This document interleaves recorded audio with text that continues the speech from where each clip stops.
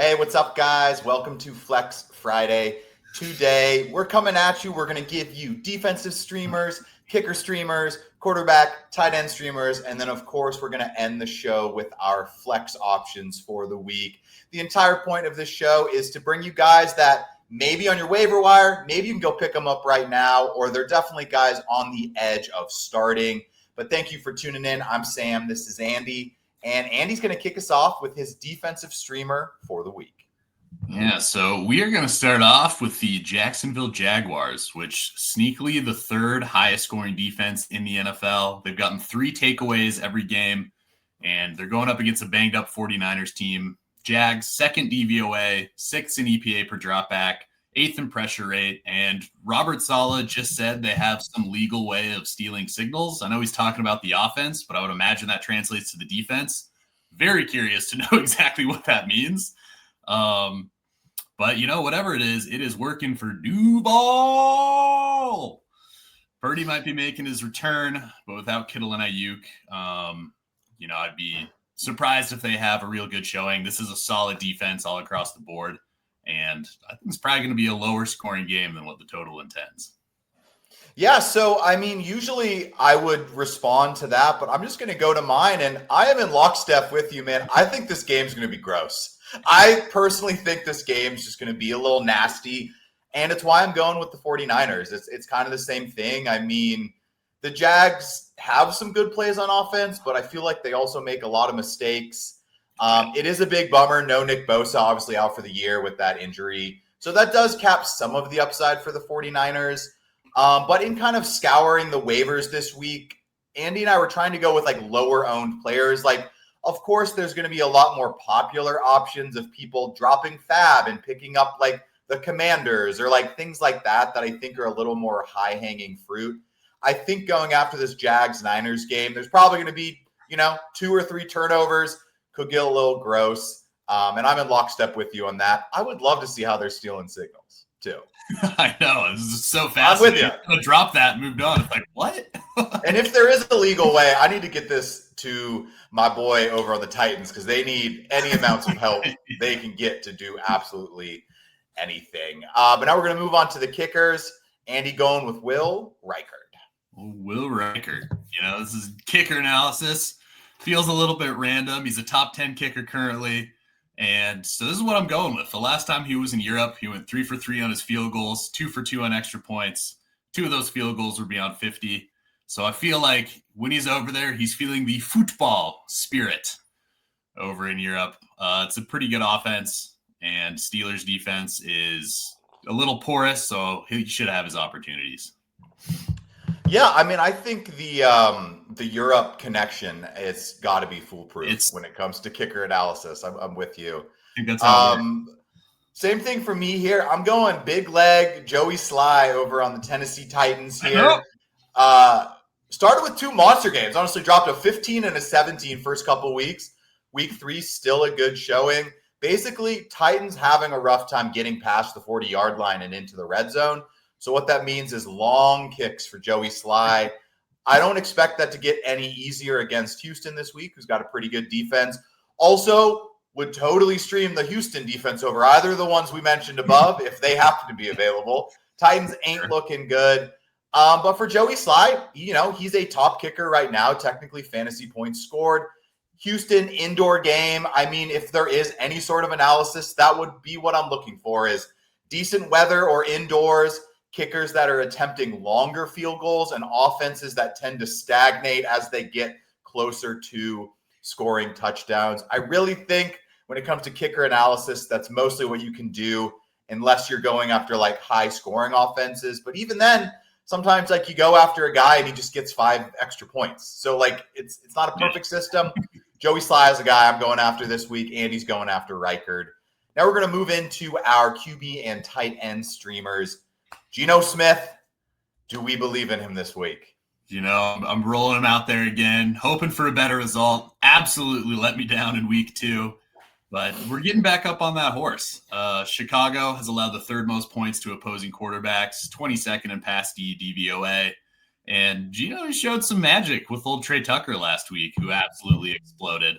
Might be a nice compliment to Jacoby Myers and Brock Bowers.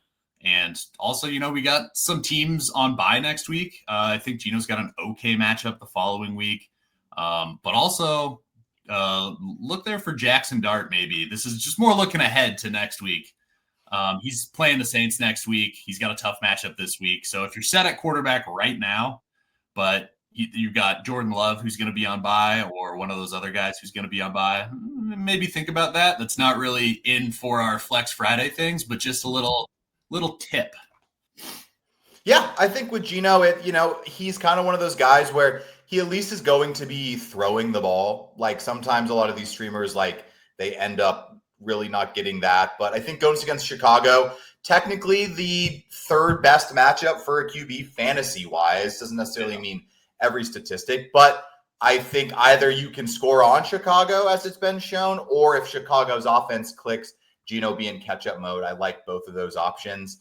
Yeah. I'm going back across the pond, though, with Carson Wentz as well. Going up against Pitti here. Pittsburgh defense really not what it's been in the past so far this year. And just in general, I think Wentz showed enough last week. Yes, the game was super weird. They had all those turnovers. Basically, Isaiah Rodgers just dominated the game from the get-go. So we didn't really get to see the Minnesota offense in a closer matchup. But I think Wentz should be fine, man. I mean, the one thing we know about Kevin O'Connell is, honestly, he's struggled more with McCarthy than any other QB so far. And I think McCarthy just being young, Wentz should be fine, though. And he gets Jordan Addison back this week, which I love for that passing attack. Being able to move your wide receiver 2 to becoming Addison instead of Jalen Naylor or Adam Thielen and stuff should be very helpful for that offense. Also seems like they got the running game going a bit. So I think their offense more just coming into their own for their 2-game Europe stretch. Keep in mind.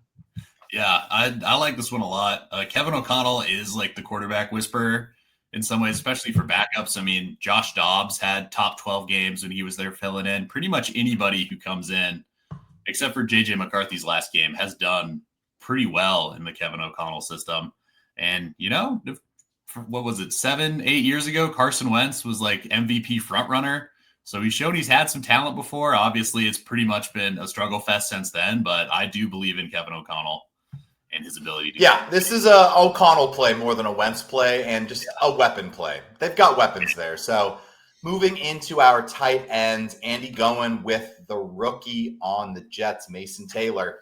And this is gross. It is super slim pickings on the waiver wire for tight ends. So hopefully you got somebody you like a lot better.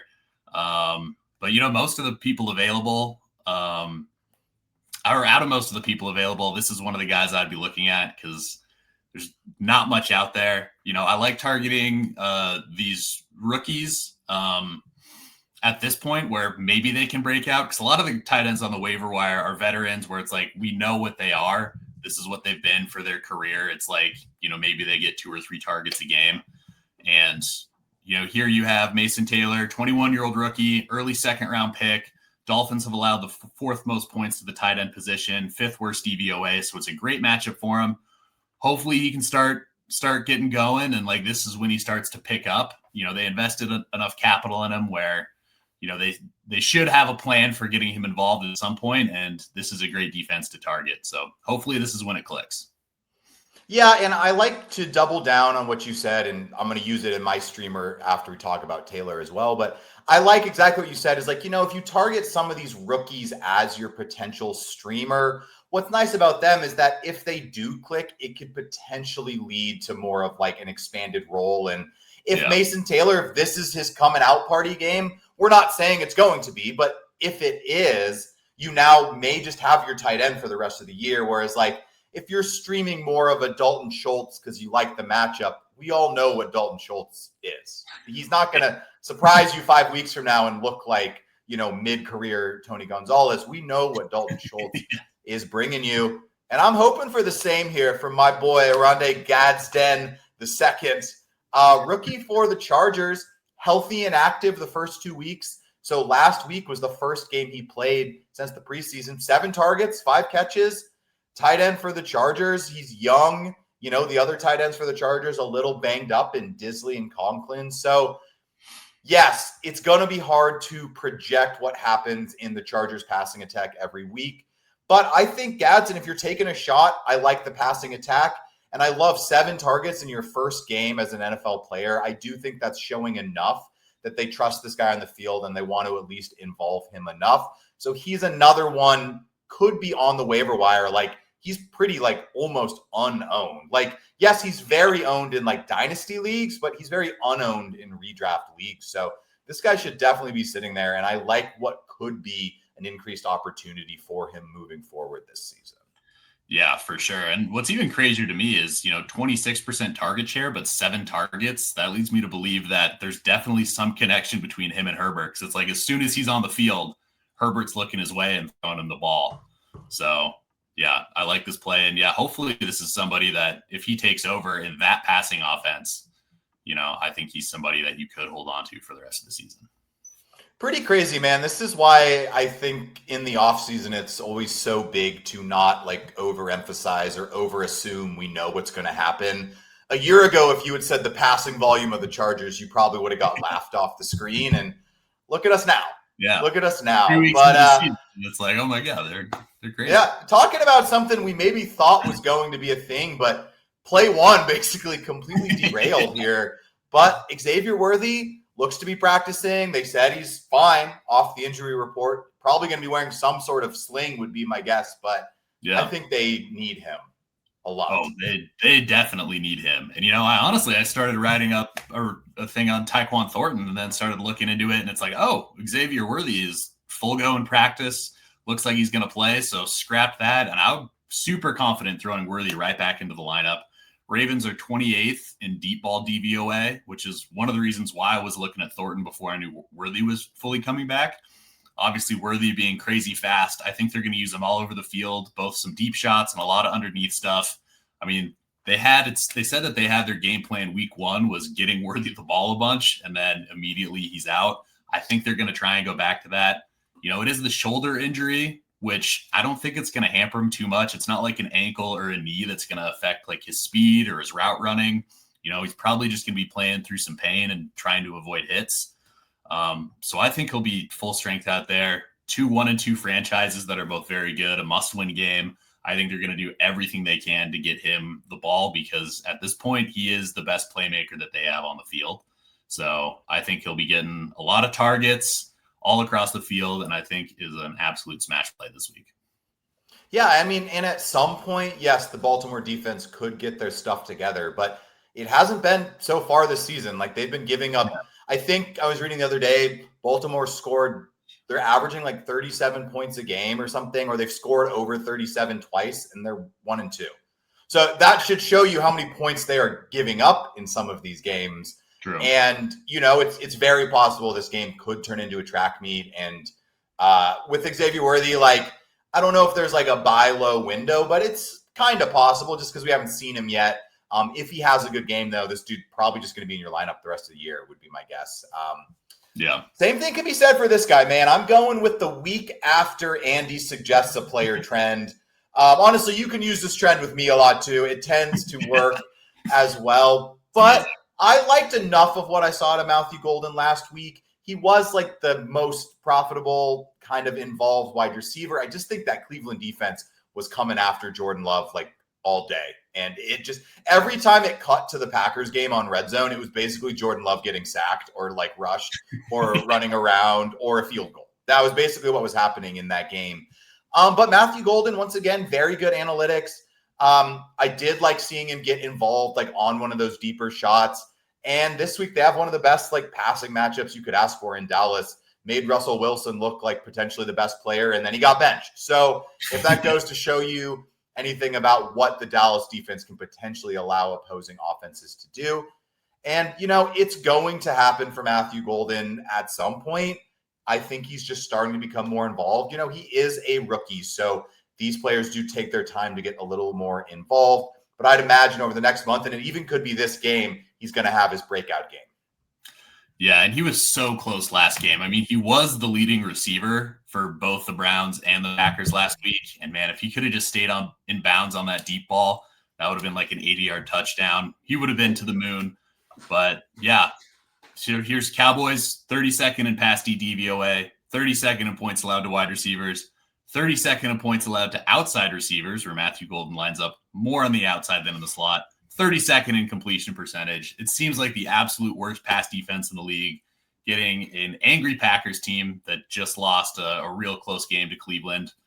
I think, this is a game where the Packers are going to feast. I think Golden is the main guy, but I think if you have Dobbs, I think he's a good start this week too. I think he's going to see some volume. He's not on my list, but I would probably play him versus a lot of guys this week, even some of the guys that I might be talking about, but I can't just be throwing Packers in every single week and we can't have all Packers. But yeah, I love Golden this week. I like Dobbs.